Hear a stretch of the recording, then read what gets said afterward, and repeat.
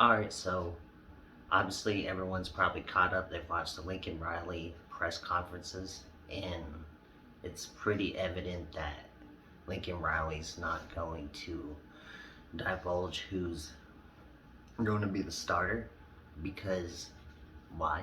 You know, that just that's like helping the other team game plan for you. And honestly, if you remember to my last video, that's the whole advantage of having a two quarterback system is that the opponents are going to have to strategize and game plan for two quarterbacks. No matter, it doesn't matter if it's 50-50 or if it's 70-35 or if it's like 80-20 or 90-10.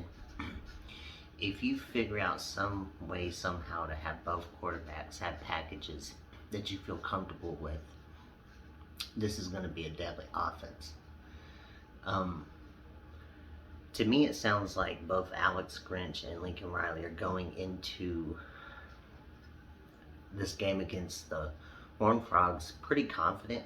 Um, I mean, if we just kind of think about where we're at right now as a team, what happened, even though we gave up a lot of points and we took a lot of punches, we withstood that and we kept punching into the last round, and we pulled out a victory in stunning fashion. And what Kennedy Brooks did, I would liken it to like, man, it just reminds me of like Melvin Taylor when he had a last second knockout. When he got knocked out in the last round by Julio Cesar Chavez, it's like that was the kind of run that Kennedy Brooks had. It was a walk-off touchdown with 2 seconds left. I mean, that's incredible after being down 21 points. Um, Whether or not Caleb Williams is a quarterback, what I saw out there was Marvin Mims and um, a lot of guys get touches on the balls, and they look confident. They looked like receivers we had in the past.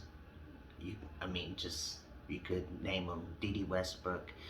Um, uh, Not going to necessarily say Hollywood. He's not quite that fast at burning people to that extent, but he's, he's that kind of deep threat that we have on this roster. And he looked incredible. That 50-yard grab was incredible.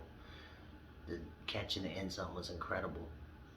Um, and so you got to feel good about where this Oklahoma team is right now, basically because prior to this game, this was an offense that, quite honestly, was not performing well.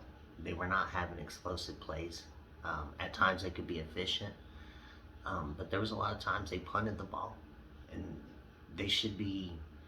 They're too talented to be punting the ball against Nebraska and these teams. They should have been putting up more points. So it looked like they were shell shocked. But now they look like they were completely unleashed after that game, and I suspect they're gonna keep that up. And and Lincoln really kind of believes in this, that look, this is the part of the year where Oklahoma performs extremely well, extremely well, um, and that's the reputation that Oklahoma has. And first things first, he wants to win that Big 12 title. And so I think he's going to do whatever he has to do to win that Big 12 title. And Bill Beadeno, he sounds like he's feeling pretty confident about the offensive line. He didn't make any excuses for the center, but let's just be honest, he's young. And a lot of the guys he talks about, man, he said they just need to put on more weight in the weight room. They're young, and it's hard to push these athletes like that. And a lot of times the nuances of the game kind of confuse the offensive line. But as they've kind of simplified the game plan, and if they get Caleb Williams in there who can extend plays with his legs, this offensive line is going to look pretty good going forward as well. And so I'm not really worried about anybody. I mean, Oklahoma State, they look like one of those defenses that hit hard. They play decent defense in the Big 12, but I don't see their offense having a lot of um, striking power on it. And quite honestly, the past 2 years, that's really been the case with them. And even in years where Oklahoma did not have dominant defenses, they pretty much dominated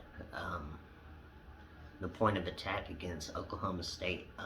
So, you know, I don't really see anybody threatening us, and we'll just have to reevaluate where we are at the end of the year and see if we're a title contending team. It, it's interesting. There's a lot of